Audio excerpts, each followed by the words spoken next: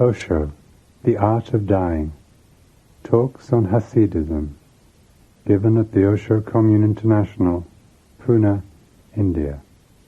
Discourse number 1.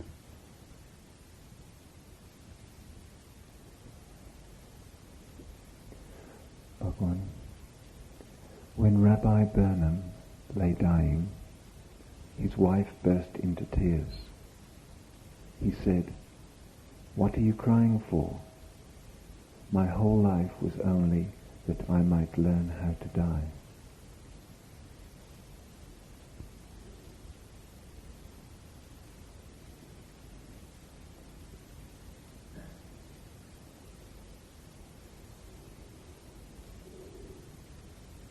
Life is in living.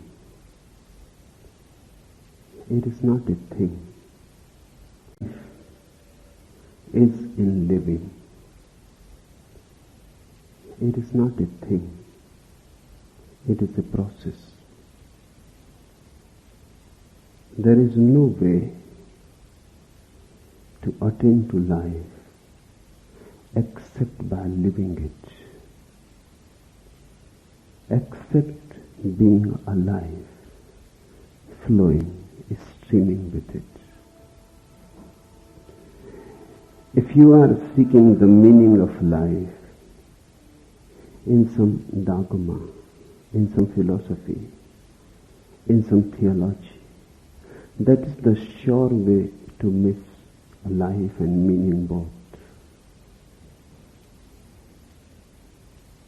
A life is not somewhere waiting for you. It is happening in you, in your breathing, circulating in your blood, beating in your heart. Whatsoever you are is your life. And if you start seeking meaning somewhere else, you will miss it. And man has done that for centuries. Concepts have become very important. Explanations have become very important. And the real is completely forgotten. We don't look to that which is already here. We want rationalization. I have heard a very beautiful story.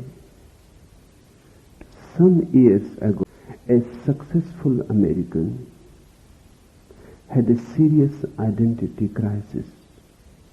He sought help from psychiatrists, but nothing came of it, for there was none who could tell him the meaning of life, which is what he wanted to know. By and by he learned of a venerable and incredibly wise guru who lived in a mysterious and most inaccessible region of the Himalayas. Only that guru, he came to believe, would tell him what life means and what his role in it ought to be. So he sold all his worldly possessions and began his search for the all-knowing guru. He spent 8 years wandering from village to village throughout the Himalayas in an effort to find him and began his search for the all-knowing guru. He spent 8 years wandering from village to village throughout the Himalayas in an effort to find him. And then one day he chanced upon a shepherd who told him where the guru lived and how to reach the place. It took him almost a year to find him, but he eventually did. There he came upon his guru, who was indeed venerable, in fact, well over 100 years old. The guru consented to help him, especially when he learned of all the sacrifices the man made towards this end. "What can I do for you, my son?" asked the guru. "I need to know the meaning of life," said the man. To this the guru replied without hesitation, "Life," he said, "is a river without end." A real surprise. After coming all this way to find you, All you have to tell me is that life is a river without end. The Guru was shaken, shocked.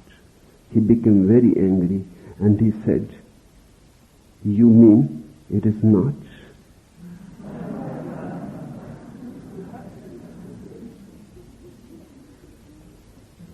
Nobody can give you the meaning of your life. It is your life. The meaning has also to be yours. Himalayas won't help.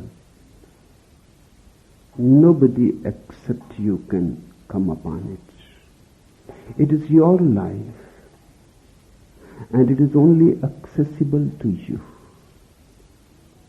Only in living are the mystery. Don't seek it in me. Don't seek it in scriptures. Don't seek in clever explanations. They all explain away. They don't explain. They simply stuff your empty mind. They don't make you aware of what is. And the more the mind is stuffed with dead knowledge, the more dull and stupid you become. Knowledge makes people stupid. It dulls their sensitivity. It stuffs them. It becomes a weight on them. It strengthens their ego. It stuffs them. It becomes a weight on them. It strengthens their ego, but it does not give light, and it does not show you the way. It is not possible. Life is already there, bubbling within you. It can be contacted only there. The temple is not outside. You are the shrine of it. So the first thing to remember, if you want to know what life is, never seek it without. Never try to find out from somebody else. The meaning cannot be transferred that way. The meaning cannot be transferred that way. And the greatest masters have never said anything about life. They have always thrown you back to yourself. The second thing to remember, once you know what life is, you will know what death is. Because death is also the part of the same process. Ordinarily we think death comes at the end. Ordinarily we think death is against life. Ordinarily we think death is the enemy. Death is not the enemy. And if you think death as the enemy, it simply shows you have not been a phenomenon. The tide and the ebb, the day and the night, the summer and winter, they are not separate and not opposites, not contraries, they are complementaries. Death is not the end of life. In fact, it is a completion of one life. The crescendo of one life. The climax, the final. But once you know your life and its process, then you understand what death is. Death is an organic, integral part of life. And it is very friendly to life. Without it, life cannot exist. It exists because of death. It exists because of death. Death gives the background. Death is in fact a process of renewal. And death also happens each moment as life happens, because the renewal is needed each moment. The moment you breathe in and the moment you breathe out, both are happening. Breathing in, life happens. Breathing out, death happens. That's why when a child is born, the first thing he is going to do is to breathe in. Then life starts. And the last thing, when an old man is dying, will be he breathes out. Life departs. Breathing out is death. Breathing in is life. You live by breathing in as much as you live by breathing out. The breathing out is part of breathing in. You cannot breathe in if you stop breathing out. You cannot live if you stop dying. The man who has understood what his life is allows death to happen. He welcomes. He dies each moment, and each moment he is resurrected. His cross and his resurrection are continuously happening as a process. He dies to the past each moment, and he is again and again born into the future. If you look into life, you will be able to know what death is. If you look into life, you will be able to know what death is. If you understand what death is, only then you are able to understand what life is. They are organic. Ordinarily, out of fear, we have created a division. We think life is good, death is bad. We think life has to be desired and death to be avoided. We think somehow we have to protect ourselves against death. This absurd idea creates endless miseries in your life. Because a person who protects himself against death, who is afraid of exhaling, then he cannot inhale. Then he is stuck. Then he simply drags. His life is no more a flow.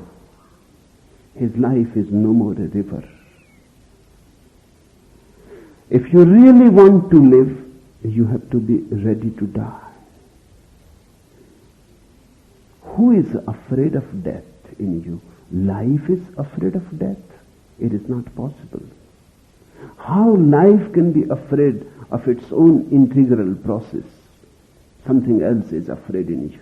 The ego is afraid in you. Life and death are not opposites. Ego and death are opposites. Life and death are not opposites. Ego and life are. Life and death are not opposites. Ego and life are opposites. Ego is against both life and death. The ego is afraid to live. The ego is afraid to die. It is afraid to live because each effort, each step towards life brings death closer. If you live, you are coming closer to die. The ego is afraid to die, hence it is afraid to live also. The ego simply drags. There are many people who are neither alive nor dead. This is worse than anything on the cross. It has not been really understood. Jesus carrying his own cross. And he says to his disciples, you will have to carry your own cross. The meaning of Jesus carrying his own cross is nothing but this, very simple. That everybody has to carry his death continuously. And everybody has to die each moment. Everybody has to be on the cross, because that is the only way to live fully, totally. Whenever you come to a total moment of aliveness, suddenly you will see death also there. In love it happens. In love, life comes to a climax. In love, life comes to a climax. And hence people are afraid of love. I have been continuously surprised by people who come to me and say they are afraid of love. What is the fear of love?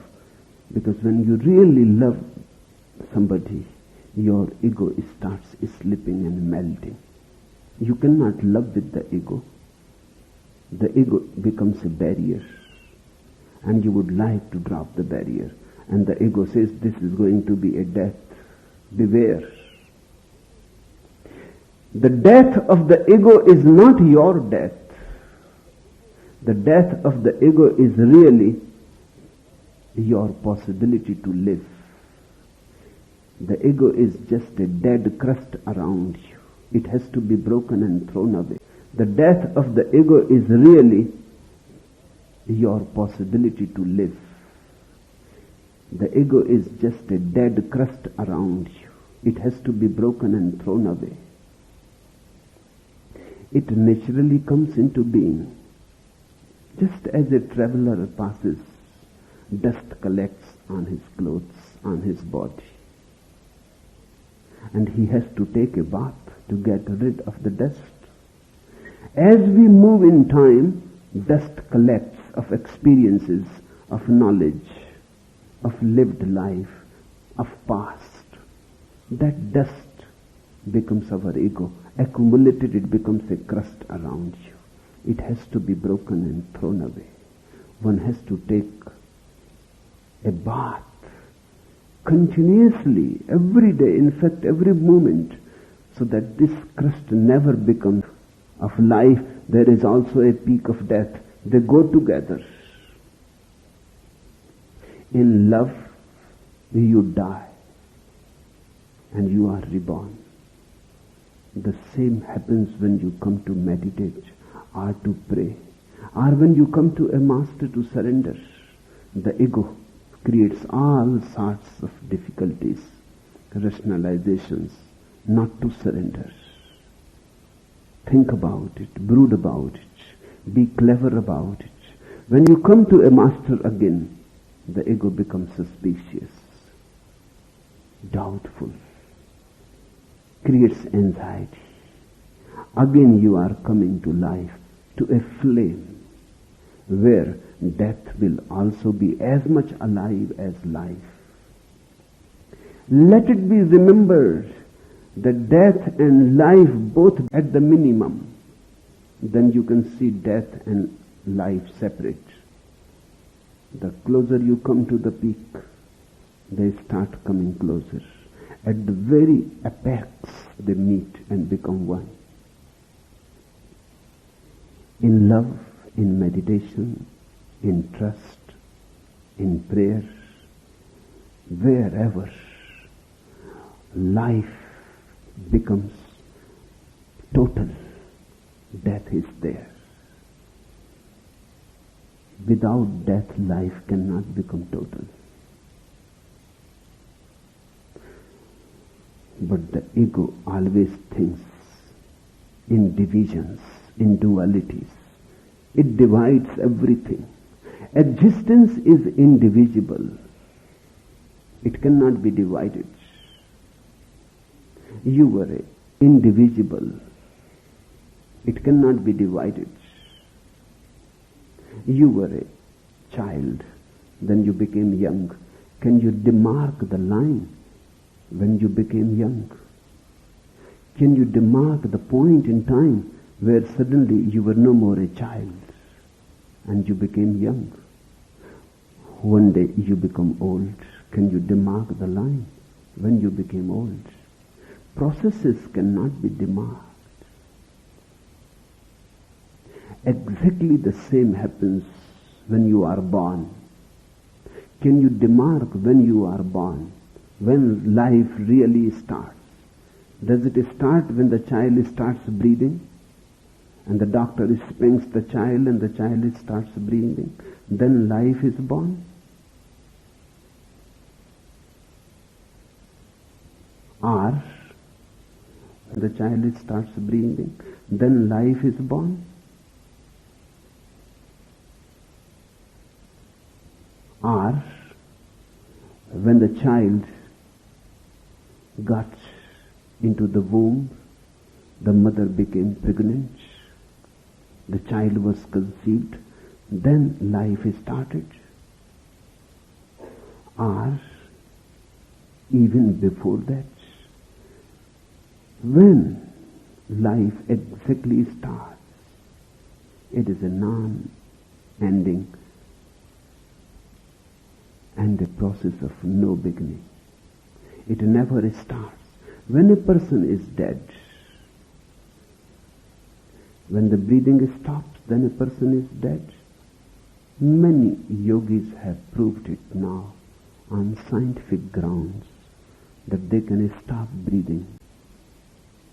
Where life ends, it never ends anywhere. It never begins anywhere. We are involved in eternity.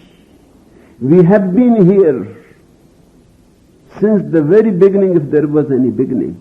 And we will be here. We are going to be here to the very end, if there is going to be any end. In fact, there cannot be any beginning and there cannot be any end. We are life. Forms change. Bodies change. Minds change. And what we call life is just an identification with a certain body, with a certain mind, with a certain attitude. What we call death is nothing but getting out of that form with a certain mind, with a certain attitude. What we call death is nothing but getting out of that form, out of that body, out of that concept. You change houses. If you get too much identified with one house, then changing the house will be very painful. You will think you are dying. Because the old house was what you were. That was your identity. But it doesn't happen because you know you are only changing the house, you remain the same. Those who have looked within themselves, those who have found who they are,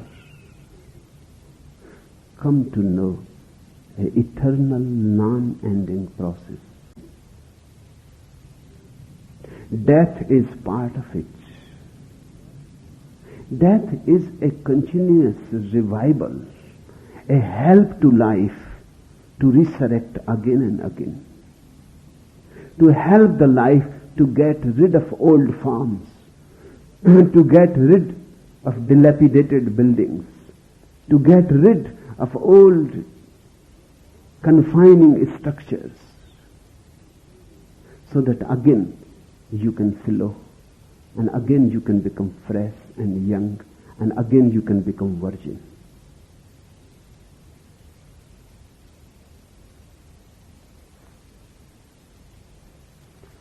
I have heard a man was browsing through an antique shop near Mount Vernon and ran across a rather ancient look near Mount Vernon and ran across a rather ancient looking axe.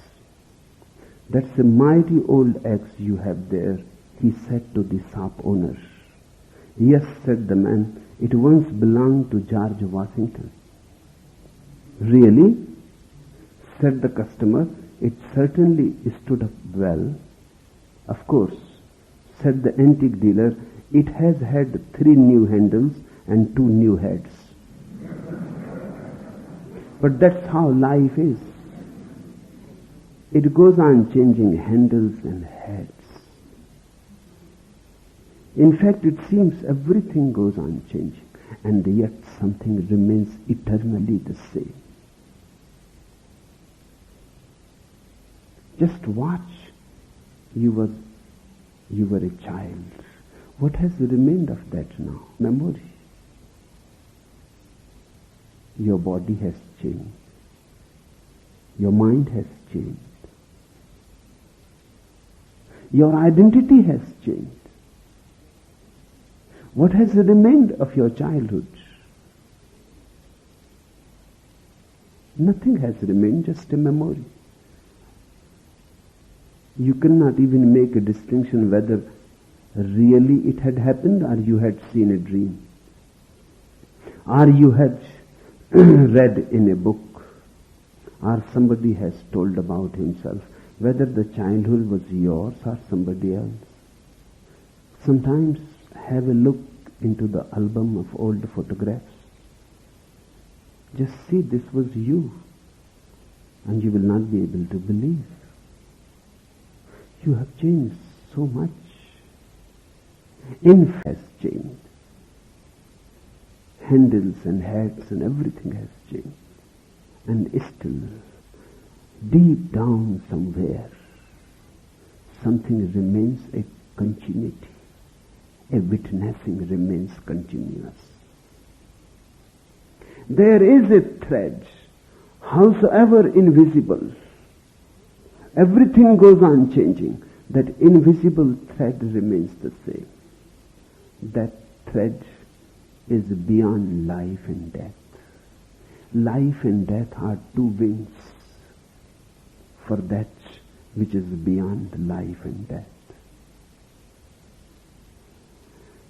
That which is beyond goes on using life and death as 2 wheels of a car, complementaries. It lives through life, it lives complementaries. It lives through life, it lives through death. Death and life are its processes, like inhalation, exhalation. But something in you is transcendental. That art thou. That transcendental. But we are too much identified with the form that creates the ego. That's what we call I. Of course the I has to die many times, and it has to die many times. It is constantly in fear, trembling, shaking, always afraid, protecting, securing. Mystic knocked at the door of a very rich man.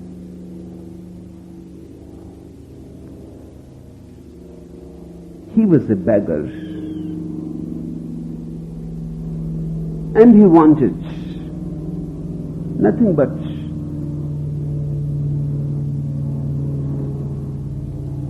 enough so that he can have his meal. The rich man shouted at him and said, "Nobody knows you here, but I know myself," said the dervish. How sad it would be if the reverse were true. If everybody knew me and I was not aware who I am, how if the reverse were true? If everybody knew me and I was not aware who I am, how sad it would have been. Yes, you are right, nobody knows me here, but I know myself. These are only the 2 situations possible. and you are in the sad situation. Everybody may be knowing about you, who you are.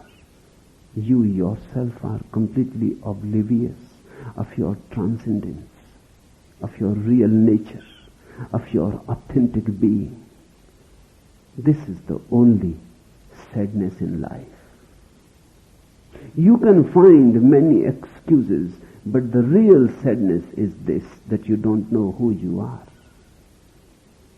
How a person can be happy not knowing who he is? It's self-ignorance.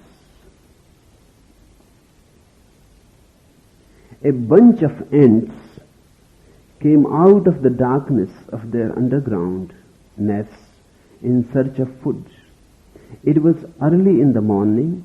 The ants happened to pass by a plant whose leaves were covered with morning dew. "What are these?" asked one of the ants, pointing to the dewdrops. "Where do they come from?" Some said they come from the earth. Others said they come from the sea. Soon a quarrel broke out. There was a group who adhered to the sea theory and a group who attached themselves to the earth theory. Only one, a wise and intelligent ant, stood alone. He said, "Let us pause a moment and look around for signs, for everything has an attraction towards its source. Or, as it is said, everything returns to its origin. No matter how far in the air you throw a piece of brick, it comes down to the earth. Whatever leans towards the light must originally be of the light." The ants were not totally convinced yet and were about to resume their dispute, but the sun had come up and the dewdrops were leaving the leaves, rising towards the sun and disappearing into the sun. Everything returns to its original source. Has to return to its original source. If you understand life, then you understand death also. Life is a forgetfulness. If you understand life, then you understand death also. Life is a forgetfulness of the original source, and death is again a remembrance. Life is going away from the original source, death is coming back home. Death is not ugly, death is beautiful. But death is beautiful only for those who have lived their life unhindered, uninhibited, unsuppressed. Death is beautiful only for those who have lived their life beautifully, who have not been afraid to live, who have been courageous to live, who loved, who died. Death becomes the ultimate celebration if your life is a celebration. Let me tell you in this way, whatsoever your life is, death reveals only that. If you have been miserable in life, death reveals misery. Death is a great revealer. If you've been happy in your life, death reveals happiness. If you have lived only a life of physical comfort and physical pleasure, then of course death is going to be very uncomfortable and unpleasant, because the body has to be left. Body is just a temporary abode, a sarai in which we stay. So if you have lived just a bodily life and you have never known anything beyond the body, death is going to be very, very ugly, unpleasant, painful. Death is going to be an anguish. But if you have lived a little higher than the body, If you have loved music and poetry, and you have loved, and you have looked at the flowers and the stars, and something of the non-physical has entered into your consciousness, that will not be so bad. That will not be so painful. You can take it with equanimity. But still it cannot be a celebration. If you have lived something in nothingness at the center of your being, where you are no more a body and no more a mind, where physical pleasures are completely left far away, and mental pleasures also, the pleasures of music and poetry and literature and painting, everything is left far away. You are simply just pure awareness, consciousness. Then death is going to be a great celebration, a great understanding, a great revelation. If you have known anything, the transcendental in you, death will reveal you the transcendental in the universe. Then death is more a death but a meeting with God, a date with God. Anything, the transcendental in you, death will reveal you the transcendental in the universe. Then death is more a death but a meeting with God, a date with God. So you can find three expressions about death in the history of human mind. One expression is of the ordinary man who lives attached to his body, who has never known anything than the pleasure of food or sex, whose whole life has been nothing but food and sex, who has enjoyed sex, whose life has been very primitive, whose life has been very gross, who has lived and who has then the moment of fight death, all the societies death, all the societies dead ark, bliss. They is very ugly buffalo, which people missed. Able to touch, to fly to the height. And there is this suffer sometimes that death is nothing. I have known something, food and sex. Life has not been reproducing. They are little more. Death is one goes into, but they too are. Those not only a rest, door opens.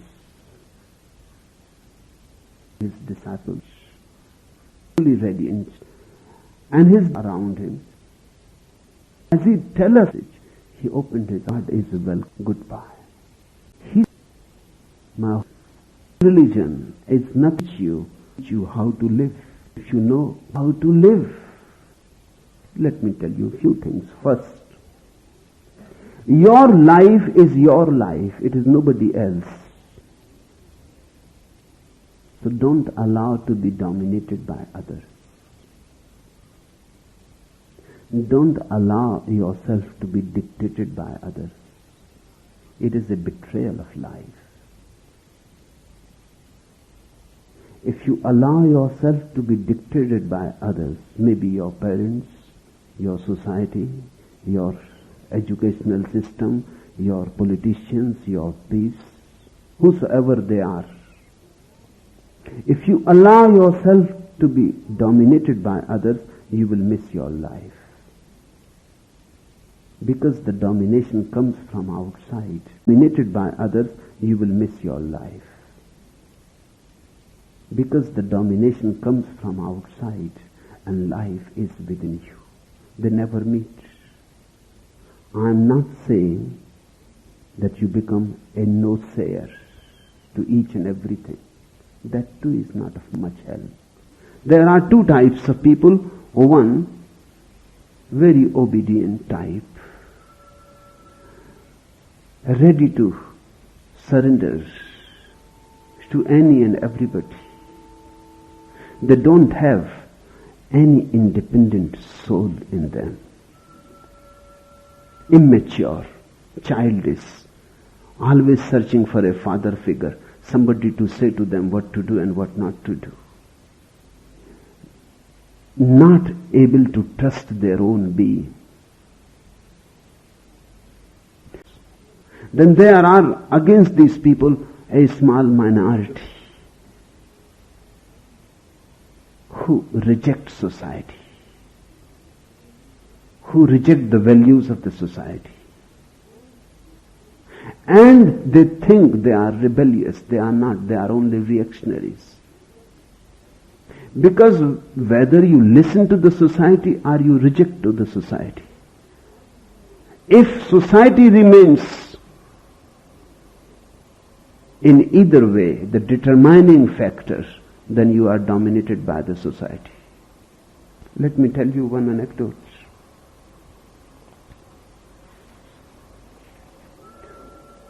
Once Mullah Nasruddin had been away for a while and arrived back in town wearing a long beard. His friends naturally for a while and arrived back in town wearing a long beard. His friends naturally kidded him about the beard and asked him how he happened to acquire the fur piece. The mullah with the beard began to complain and curse the thing in no uncertain terms. His friends were amazed at the way he talked and asked him why he continued to wear the beard if he did not like it. I hate the blasted thing, the mullah told them. If you hate it, then why don't you shave it off and get rid of it? One of his friends asked. A devilish gleam shone in the eyes of the mullah as he answered, because my wife hates it too. But that does not make you free. The hippies, the ippies and others, they are not really rebellious people. They are reactionaries. They have reacted against the society. Few are obedient, they are disobedient.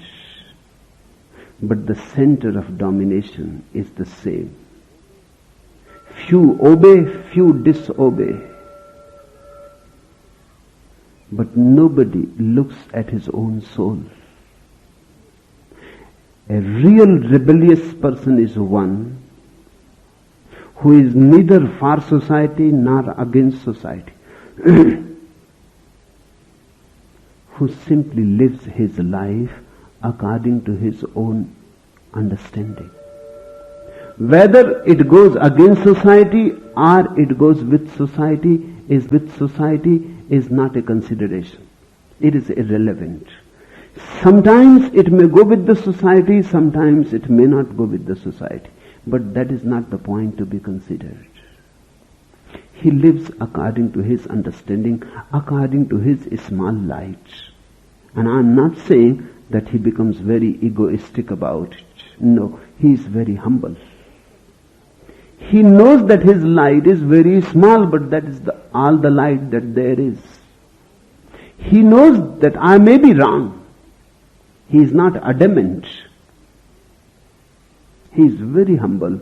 He says, I may be wrong, but please allow me to be wrong according to myself.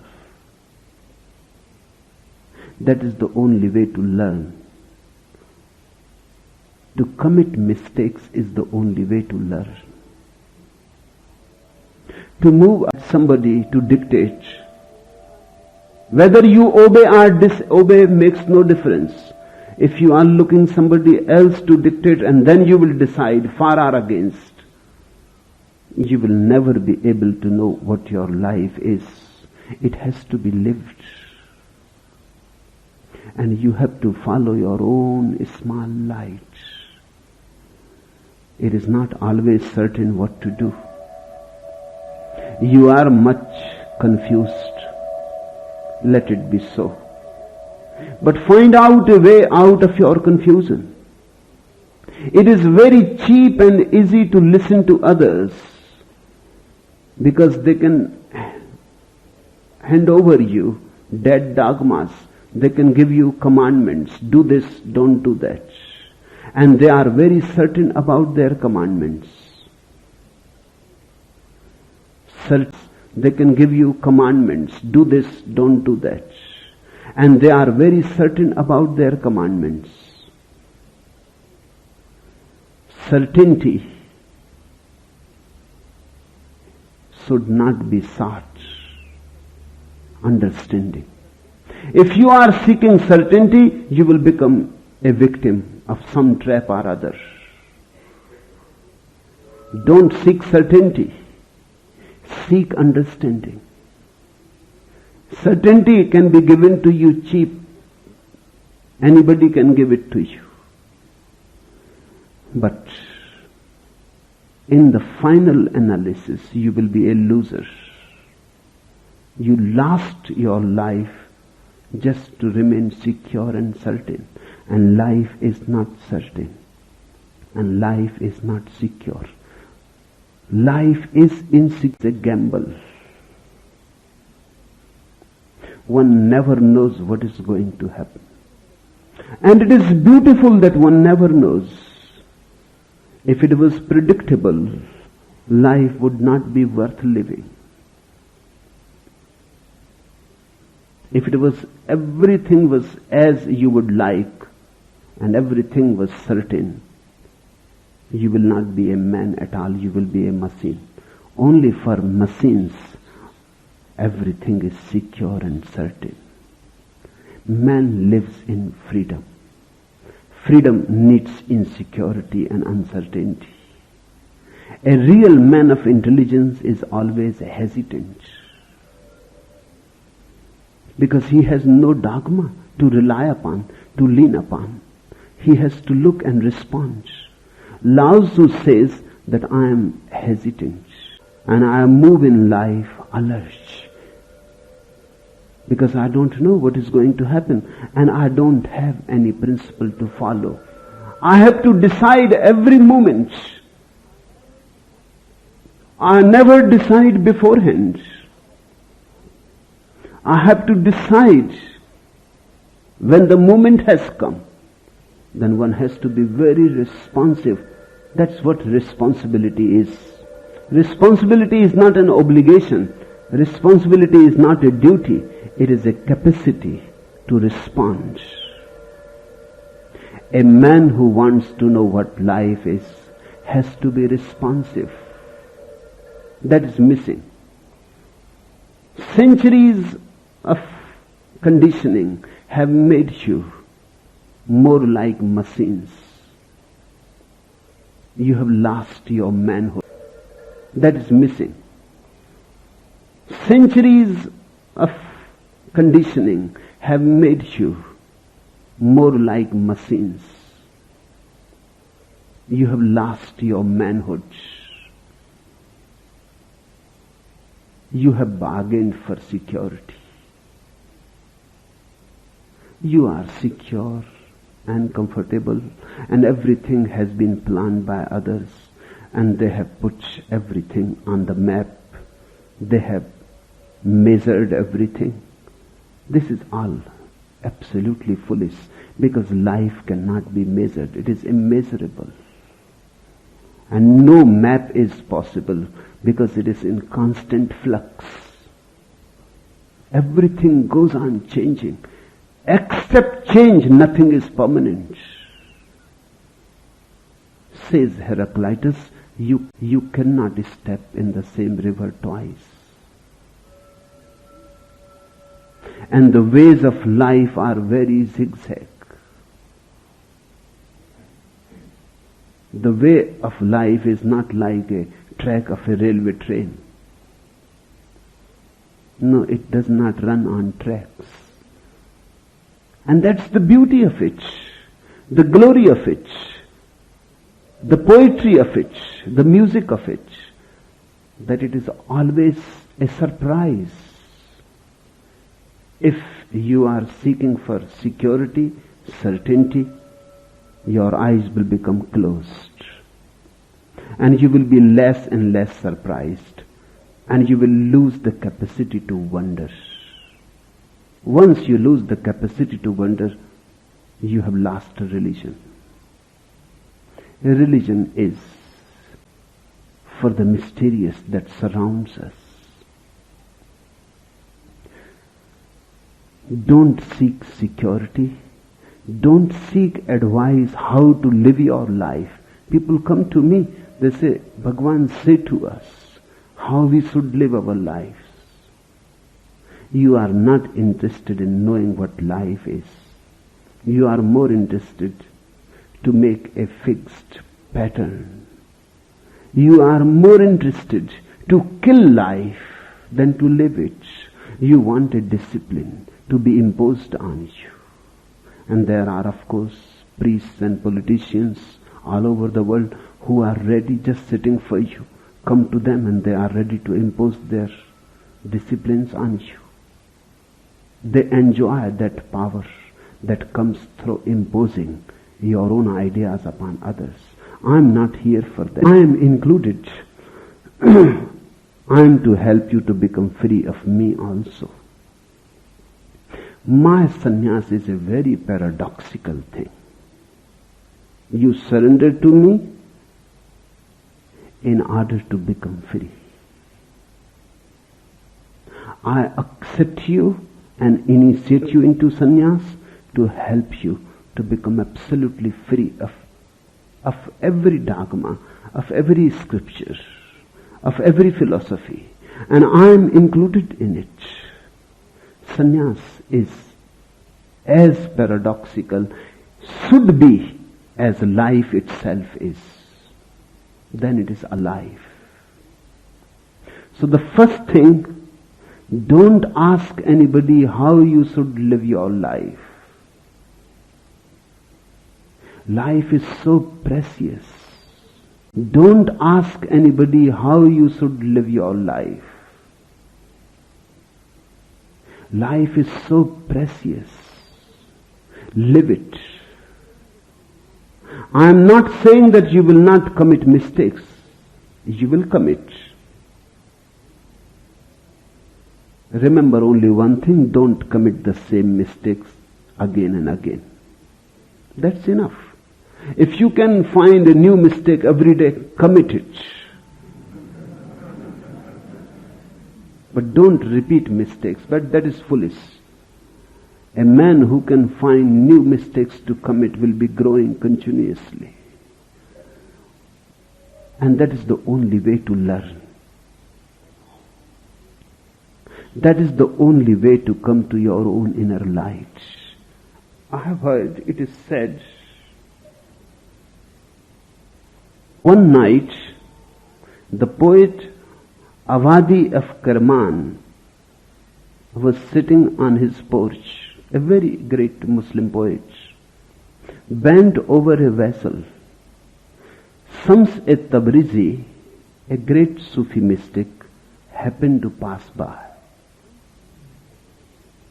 Shams-e-Tabrizi looked at the poet, what he is doing. He asked the poet, what are you doing? The poet said, contemplating the moon in a bowl of water. Shams-e-Tabrizi started laughing, a uproarious laughter, a mad laughter. The poet started feeling uncomfortable.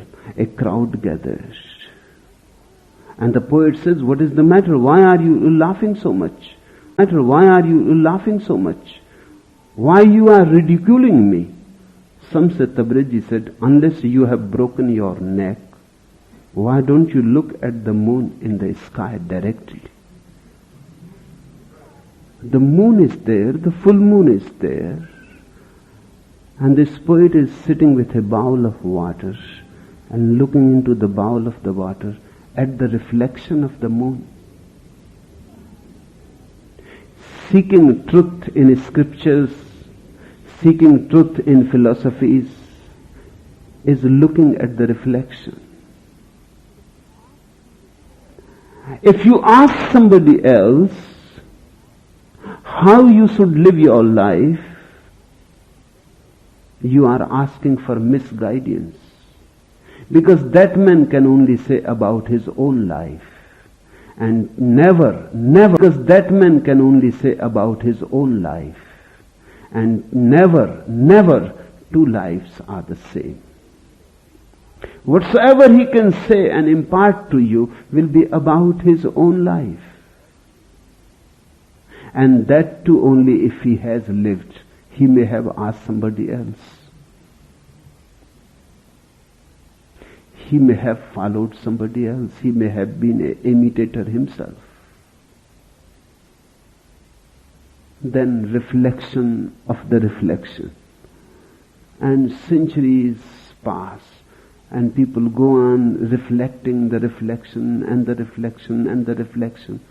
And the real moon is always there in the sky waiting for you. It is your moon. It is your sky. Look directly. Be immediate about it. Why borrow my eyes to see and to see directly? Why borrow understanding from anybody?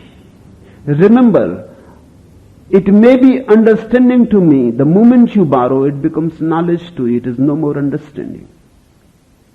Understanding is only that which has been experienced by the person himself. It may be understanding for me if I have looked at the moon.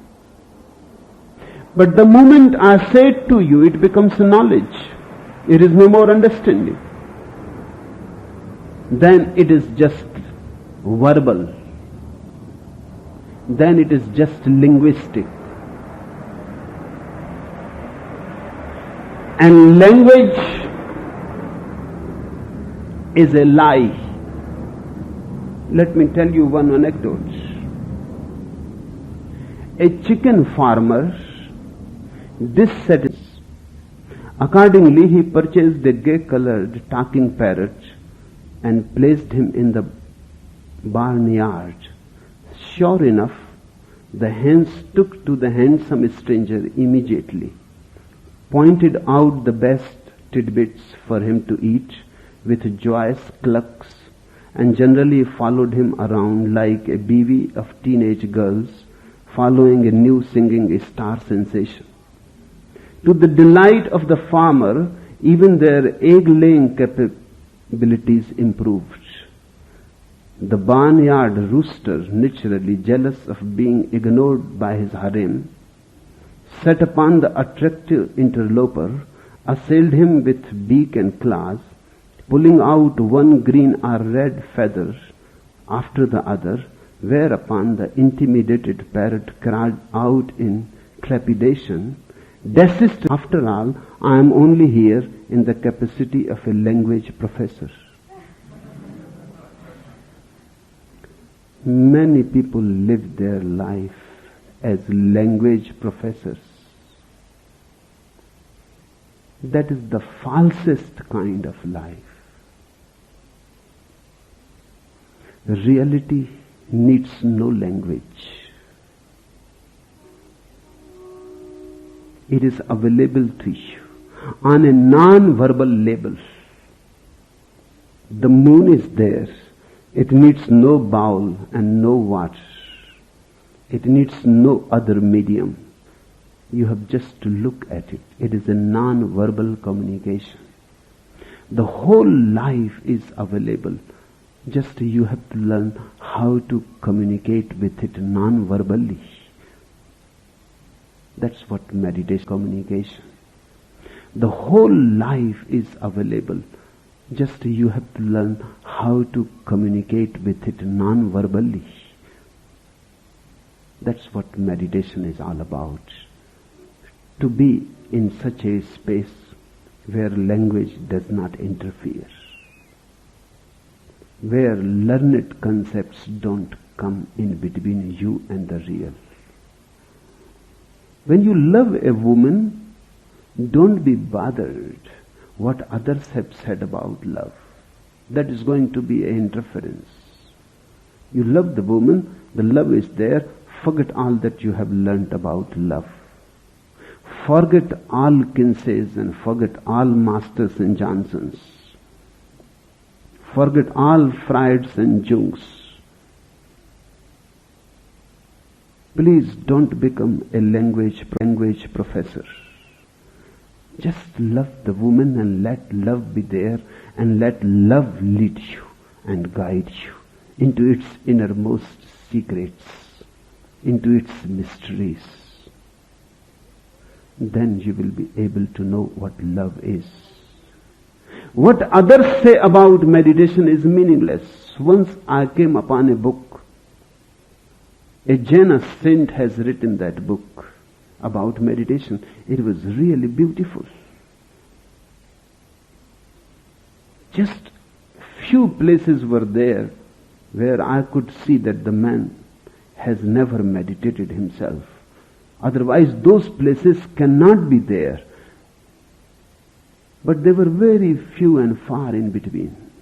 The whole book, on the whole, almost 99% was perfect. In a village of Rajasthan, that saint came to meet me. His name looked familiar, and suddenly I remembered the book. And I asked the saint, why you have come to me? He said, I have come to you to know what meditation is. I said, I remember your book, and I remember it very well, because it has really impressed me, except few defects which showed that you have never meditated. The book was perfectly right, 99% right.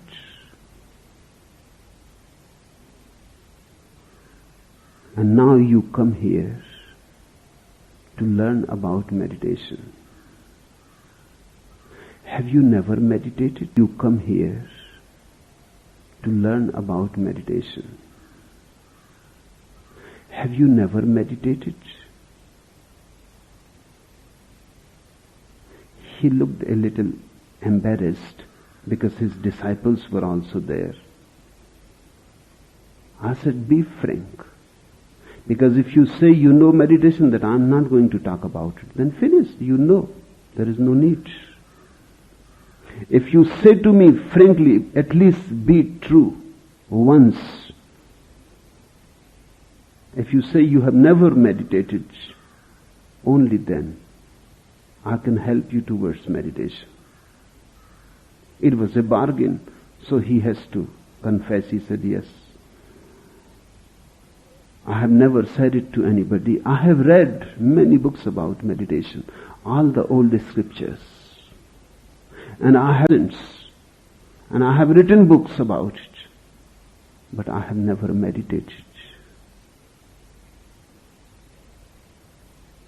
Now, you can write books about meditation, never coming across the space what meditation is. You can become so efficient in verbalizing.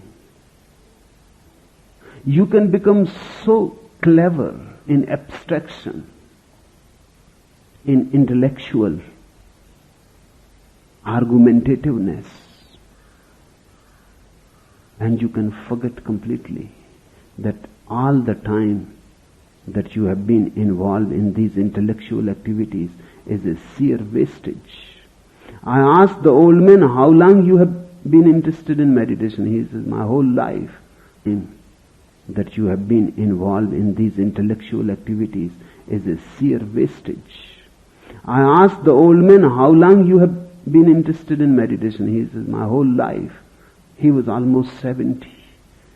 He said, when I was 20, I took sannyas. I became a Jaina monk. And those 50 years since then, I have been reading and thinking about meditation. 50 years thinking and reading and writing about meditation. Even guiding people into meditations. And he has not even tasted once what meditation is. And this is the case with millions of people. They talk about love. They know all the poetries about love. But they have never loved. But they have never loved. Or even if they thought they were in love, they were never in love. That was too a heady thing. It was not of the heart. People live and go on missing life. It needs courage. It needs courage to be realistic. It needs courage to move with the life wherever it leads. The paths are uncharted. There exists no map. One has to go into the unknown. Life can be understood only if you are ready to go into the unknown. If you cling to the known, you cling to the mind, and mind is not life. Life is, your totality has to be involved in it. You cannot just think about it. Thinking about life is not life. Beware of this aboutism. One goes on thinking about. There are people who think about God. There are people who think about life. People who think about love. People who think about this and that. Mullah Nasruddin became very old and he went to his doctor. And he was looking very weak. And the doctor said, I can say only one thing. You will have to cut your love life to half. The mullah said, okay. Which half? Talking about it or thinking about it? That's all. Parrots. Parrots are language professors. They live in words, concepts, theories, theologies. And life goes on passing, is slipping out of the hands. Then one day suddenly they become afraid of death. When a person is afraid of death, know well that person has missed life. If he had not missed life, there cannot be any fear of death. If a person has lived life, he will be ready to live death also. He will be almost enchanted by the phenomenon of death. When Socrates was dying, he was so enchanted that his disciples could not believe that what he is feeling. He was so enchanted that his disciples could not believe that what he is feeling so happy about. One disciple, Creto, asked, why you are looking so happy? We are crying and weeping. Socrates says, why should not I be happy? I have known what life is. Now I would like to know what death is. I am at the door of a great mystery. And I am thrilled. I am going on a great journey of the unknown. I am simply full of wonder. I cannot wait. And remember, Socrates was not a religious man. I cannot wait. And remember, Socrates was not a religious man. Socrates was not in any way a believer. Somebody asked, are you so certain that the soul will survive after death? Socrates says, I don't know. To say I don't know is the greatest courage in the world. It is very difficult. Difficult for the language professors to say I don't know. Difficult for the parrots. a very sincere and honest man. Socrates says, I don't know. But then the disciple asked, then why you are feeling so happy? If the soul doesn't fear about it then. If I don't survive, how can there be fear? If I don't survive, then where is the fear? There is nobody there. So fear cannot exist. If I survive, I survive. There is no point in getting afraid about it. But I don't know exactly what is going to happen. That's why I am so much full of wonders and ready to go into it. I don't know. To me, this is what a religious man should be. A religious man is not a Christian or a Hindu or a Buddhist or a Mohammedan. Because all these are ways of knowledge. A Christian says, I know, and his knowledge comes from the Christian dogmas. A Hindu says, I also know, and his knowledge comes from the Vedas and the Gitas and his dogmas. And a Hindu is against the Christian because he says, if I am right, you cannot be right. If you are right, then I cannot be right. So there is great argument and there is much dispute and much debate and unnecessary conflict. A religious man, a really religious man, not the so-called religious people, is one who says, I don't know. When you say, I don't know, you are open. You are ready to learn. When you say, I don't know, you don't have any prejudice, this way or that. You don't have any belief. You don't have any knowledge. You have only awareness. You say, I am aware, and whatsoever happens, I will see. I will not carry any dogma from the past. This is the attitude of a disciple. The attitude of one who wants to learn. And discipline simply means learning. A disciple means a learner, and discipline means learning. One who is ready to learn. Here I am not to teach you any dogmas. I am not imparting any knowledge to you. I am simply helping you to see that which is. Live your life. Whatsoever the cost.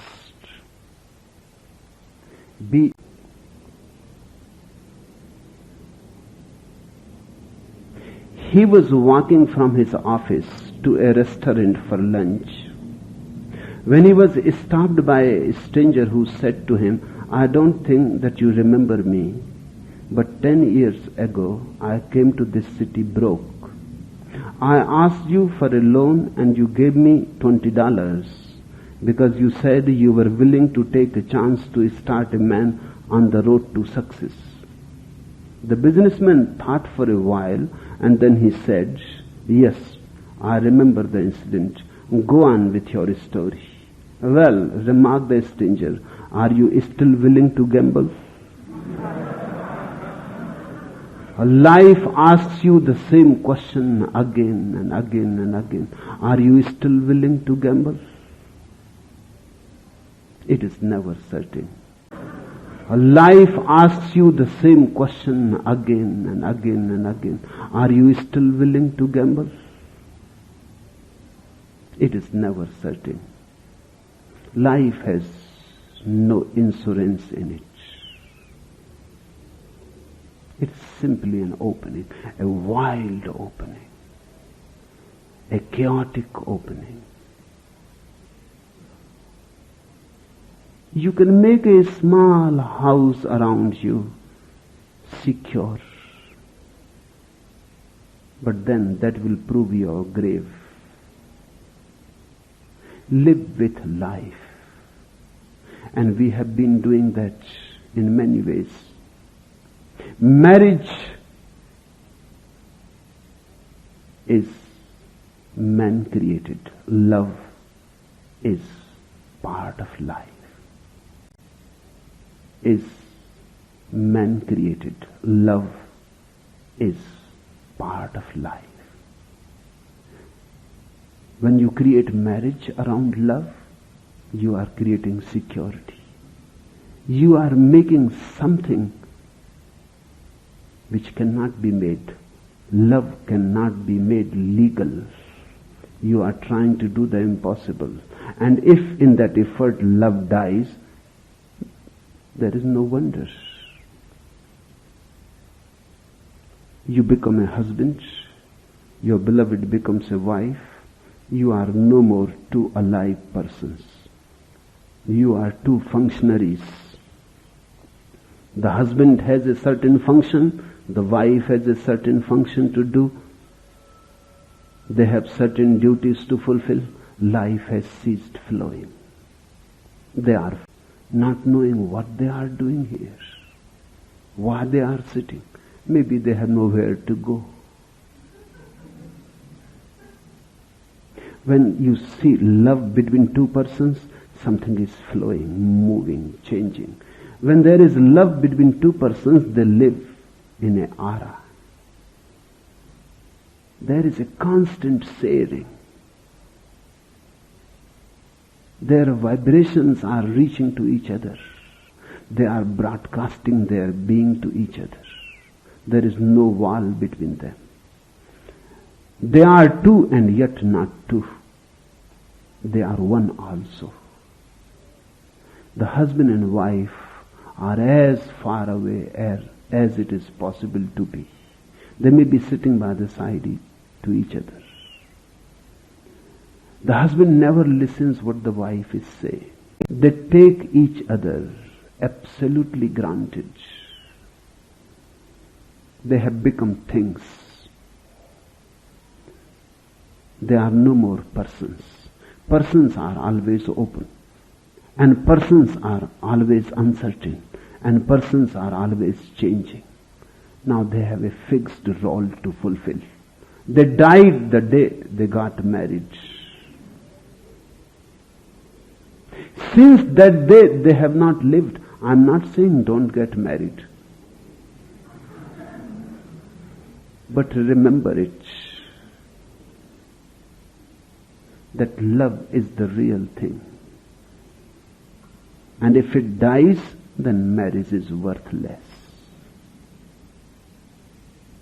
And the same is true about everything in life. About everything in life. About everything.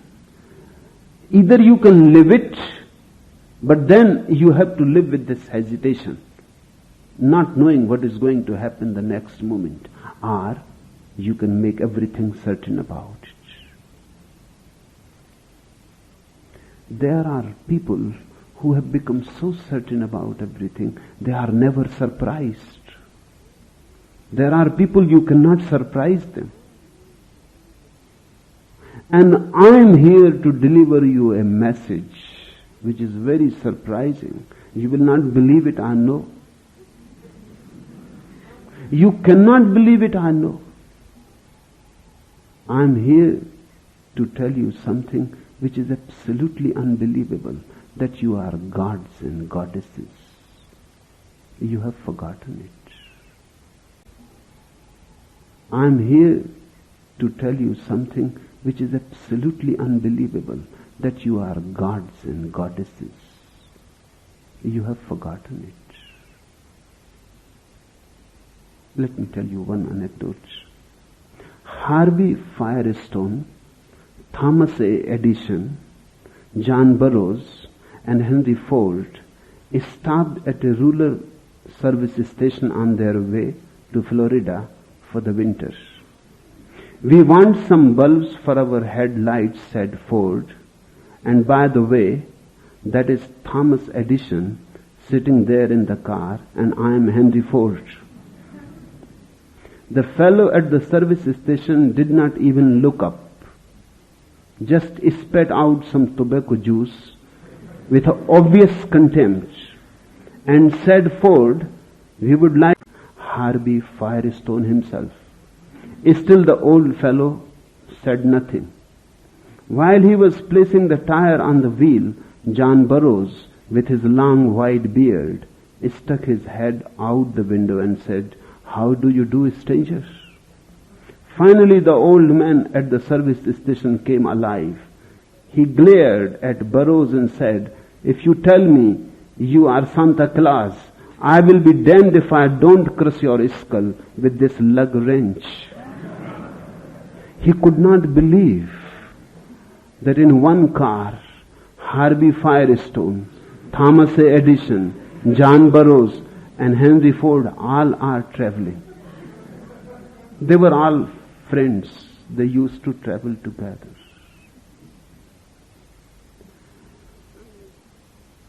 When I say to you, you are God's in God, because you have completely forgotten who is traveling within you,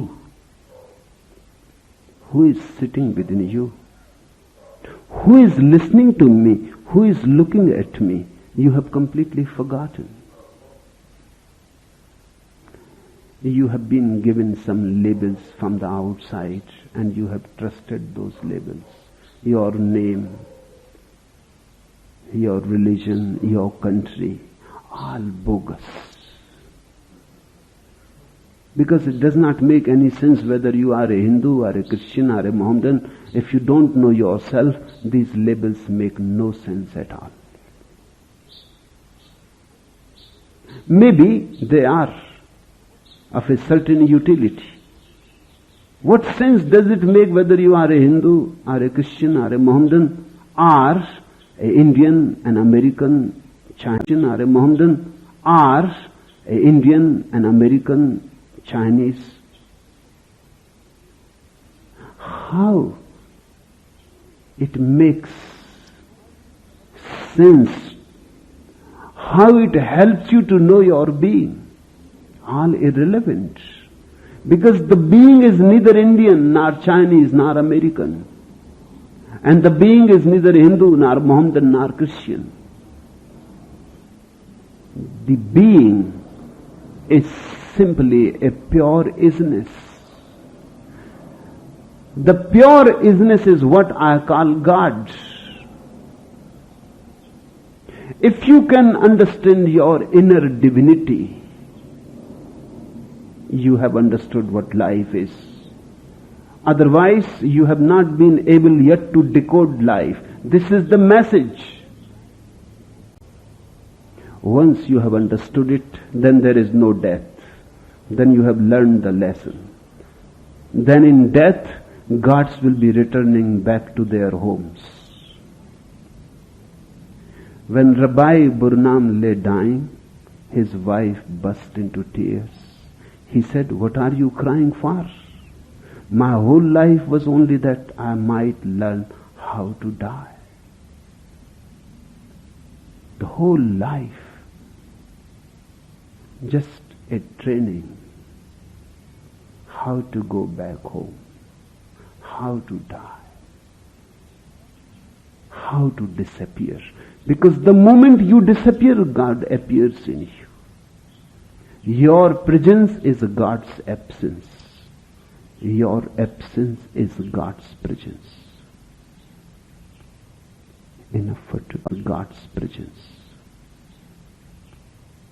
Enough for today.